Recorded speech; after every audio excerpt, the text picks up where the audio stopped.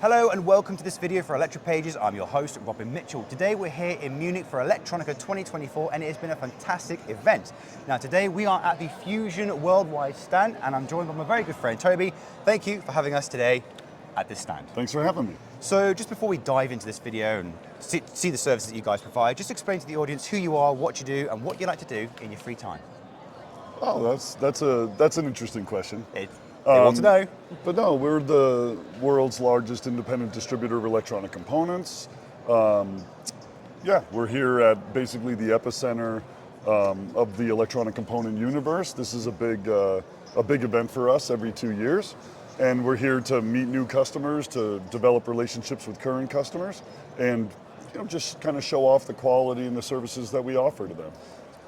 And I don't have any free time this week, so it doesn't matter what I like to do in my free time. Electronica has been mental. There's just no time that anyone's got for anything. Yeah, no, it's been a great show. But I just want to quickly pick up on a point that you said. You said it was the world's largest. Yeah. What kind of volume are we talking about? Billions. Some years more than others, but no, we're over $1 billion in revenue annually. And I said world's largest independent distributor. We're not a franchise distributor. We're not a direct manufacturer. That allows us to pivot and be very flexible and really respond to what our customers tell us that they, what they're looking for and what they need. So. And does that mean as a distributor you store the components in warehouses, you have your own sort of logistics, or is it more of a third-party broker system whereby you'll find the components and ship them directly to customers? No, we're a full-service solution provider, but we're generally a sell first, buy second. Type of model. There's 5 million different components in the world. We don't guess what our customers might need.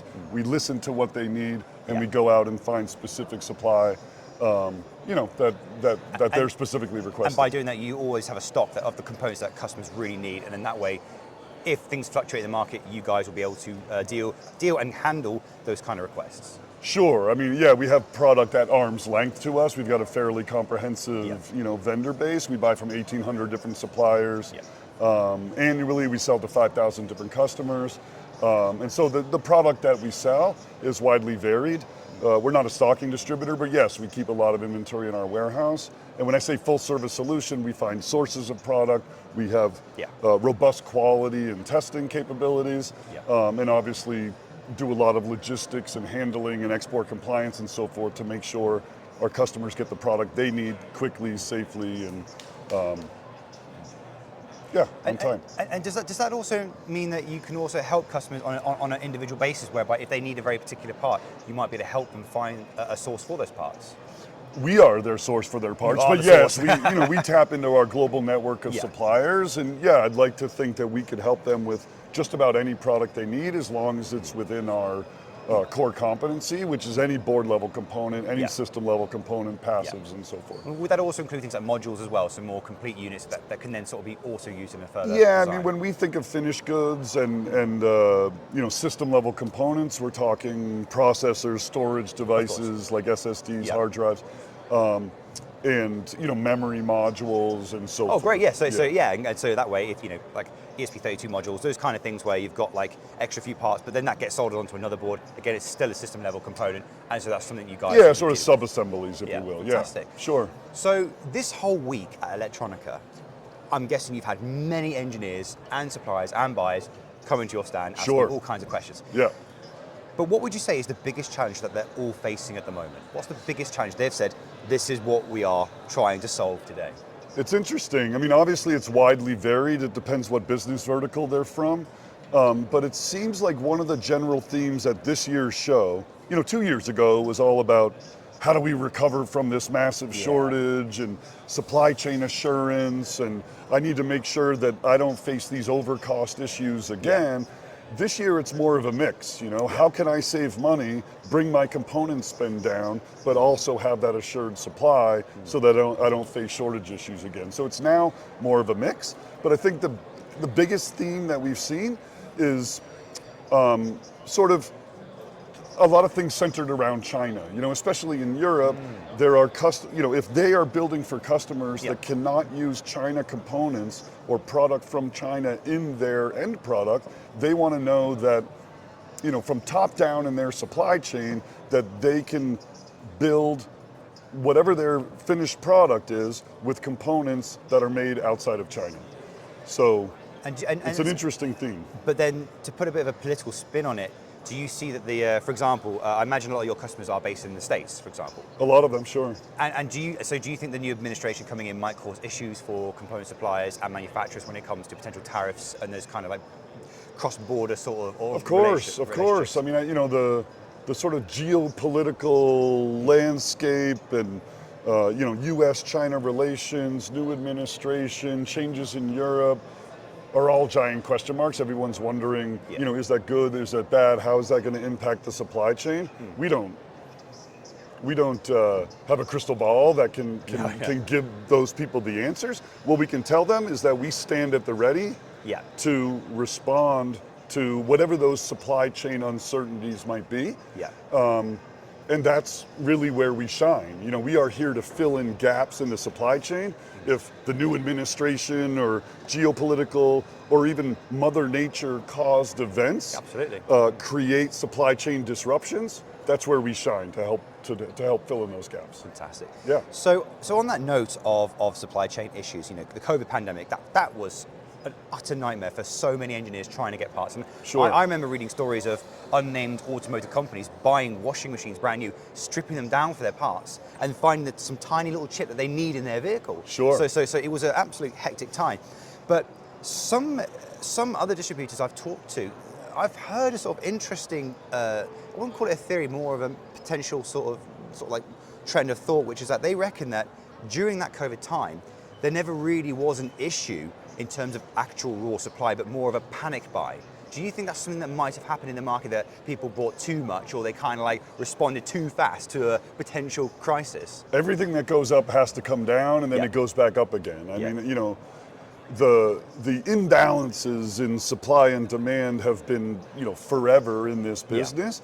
And there was such an imbalance during that shortage where we sort of reached this peak of Mount Everest that of course there's going to be a deep, deep valley, that follows. Typically during a shortage, we see people panic buying, like you said. There was a true need and a true shortage, but yes, they panic bought and they double bought and triple bought to make sure that they could get supply. And then they got a bunch of oversupply. Then there was softening demand. So of course there ended up being a glut in the market. That's sort of what we're still recovering from now. Yeah, and it seems to be strange how even though it was 4 years ago, the impacts of that situation are still being felt today. So with that said, what I'm kind of curious about is, before the COVID pandemic, I think it'd be fair to say that, component shortages have happened in the past, but probably not to the same degree as maybe what we saw in 2020. So when that's, sort of like in the aftermath of that, how has Fusion sort of coped with that? Or have you made like new provisions, or have you sort of changed your business model to cope with those kind of crises if it happens again? There's been a lot of shortages before, so I think we learned a lot of those lessons before. Yes, the COVID shortage was kind of a shortage on steroids, where it was across many more manufacturers, many more different business verticals, and it was a good test for us. What we've done to prepare for that is grow, and we've increased our foundational strength by having more locations, more logistics facilities, more quality, and frankly, more people, more employees. We're 3 times the size that we were 5 years ago, and we need this. 3 times the size? From in 5 years? From a headcount perspective, Blimey. That's a massive amount of growth. There's a huge amount of growth. We also have 20-something offices, globally, where 5 years ago we only had 6. That's really fast in such a short period of time. Yeah, it's been a big challenge. So where's all this growth come from? Why has it grown so quickly? Good business. Look around. Good business management. That's what it is. No, look around. There's a lot of opportunity in this space. The pace of technology change continues to accelerate. The folks that are using electronic components, the thirst for new electronic components continues to evolve, continues to grow. Automotive, you gave that example earlier. Perfect example. What 40% of the spend that automakers have now is on electronic components. 5 years ago, it might have been 5%. So this whole Internet of Things and the explosive growth and usage of semiconductors, it's what, $1 trillion business by the year 2030. It's massive, yeah. That opportunity obviously trickles down to companies like us. And the supply chain is no longer this, sort of vertical line. It's now, I don't think supply chain does it justice. I think it's a three-dimensional, complicated supply web. And we're just trying to connect dots to facilitate the movement of some of that product to the customers that need it. So with respect to markets and sort of like future predictions, as a component supplier, you have, of all businesses, probably some of the best insight into what might become popular and what might change. So given the next 5-10 years, what do you think is going to be the biggest market, sort of like, in terms of electronics, what's going to be the biggest market that's going to require you guys to service all their parts? Obviously, all eyes are on this AI revolution, right? Like, what is AI going to do? Obviously, we're seeing more and more demand on things like GPUs, than we had seen before. So I think the AI evolution, and then the electrification of vehicles, and just the technological advancements in things like factory automation, medical, aerospace, and so forth, are going to drive a continued hunger for the newest technologies. But what's the next hot part? I have no idea. Again, you can make as many predictions as you want, but the chances of actually getting it right are almost never happening. Right. Because anything could come out tomorrow. Right. Some new technology comes out, suddenly blows everything else out of the water. So you guys have to be like, okay, we have to respond to this. So in terms of like the stand and what you guys are doing this week at Electronica, what is it that you've guys been showing off, and sort of like what message are you trying to get across to the engineers coming here? We're more of we look at this more as a hospitality adventure. We are here to host our customers and facilitate conversations. We're more about wanting to understand their needs. So frankly, this is more of a listening booth. We want to hear from them. What do they want to see from us? Obviously, we want to show off our skills, our capabilities, and win their business, but it's really listening to them, hearing what they have to say. That's why we have this open design, big conference rooms, so that we can listen to them. We don't want to scare them away with gimmicks and shiny stuff. We want to welcome them in and hear from them. What can we do for them? Getting straight to the point with the customers, needing to know what they need, because fundamentally they're the ones who will come to you and say, look, I need some parts, and you guys can be like, look, we listened to you last year, those parts are in stock, you can get them today. So just before we wrap this video up, we've got one more question for you. For the audience who are watching this video, if they want to get involved with you guys, Fusion Worldwide, and the stuff you do, what would you recommend that they do?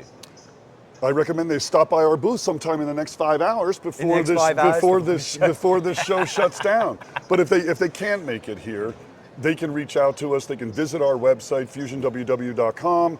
They can ping us in any way possible. They can visit our new e-commerce platform. They can sign up as a user. They can sign up for our newsletter. Our goal is to stay out in front of the competition and to make it easy for them to communicate with us. And they just go to our website, they can hit us in any way possible, and they'll get a response. And just before I close the video, very, very quickly, what will be the next event that you guys are going to do after Electronica? A good question. We're not sure. We are going to NEPCON in Tokyo. Awesome. We'll probably be at Computex in Taiwan. Awesome. We do go to a lot of trade shows. We don't necessarily exhibit at all of them. But this has been such a stunning event and such a success that we'll probably do more. Fantastic. Thank you ever so much for taking the time to see us today. Thanks for talking to me. Thank you. All right, bye.